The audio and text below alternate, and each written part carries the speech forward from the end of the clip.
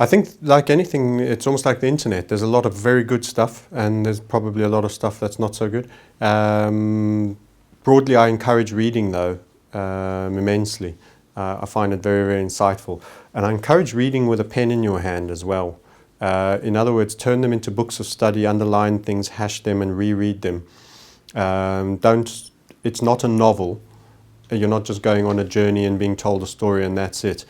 You become part of the narrative and really highlight things that are relevant to you.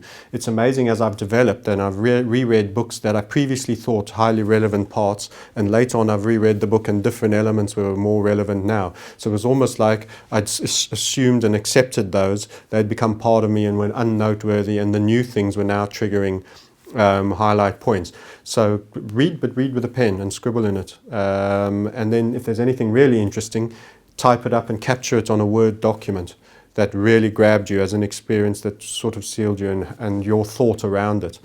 So journalizing, blogging. So I run a blog. I actually run a virtual private network for all my students as well. I find the whole aspect of teaching what I seek to learn very, very useful. Those of you that don't seek to be teachers or still early in your learning, capture your notes as if you are a student. Blog, leave a trail. It's like Hansel and Gretel. Drop your crumbs all the way along. You can find your way back, and many times you will have to step back to go forward again. So certainly do all those things. Measure.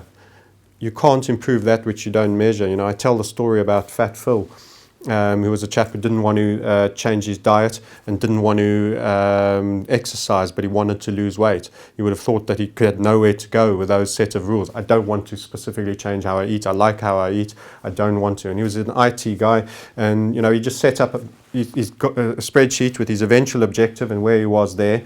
And he said, I'm going to have a very moderated, I don't want anything extreme, I'm not, you know, but I do want to do this. And all he did, he had an overperformance band and an underperformance band as well that tracked him. So he almost had like a Bollinger Band to his goal weight.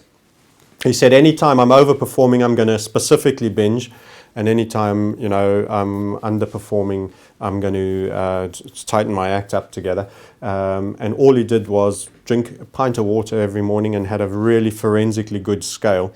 And after he'd had a pee after a pint of water, he would measure himself at the exact same time every morning, and he plotted those graphs.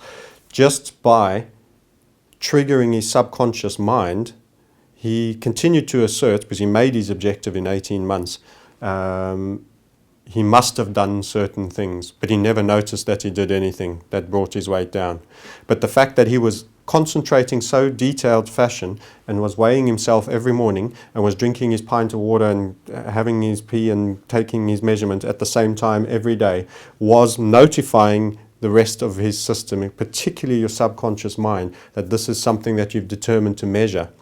And that, by definition, probably made him make passive choices he was not even conscious of. He may have climbed a staircase instead of waited for the lift once or twice. He may have said, look, I'm feeling okay, I don't need to order the dessert this time.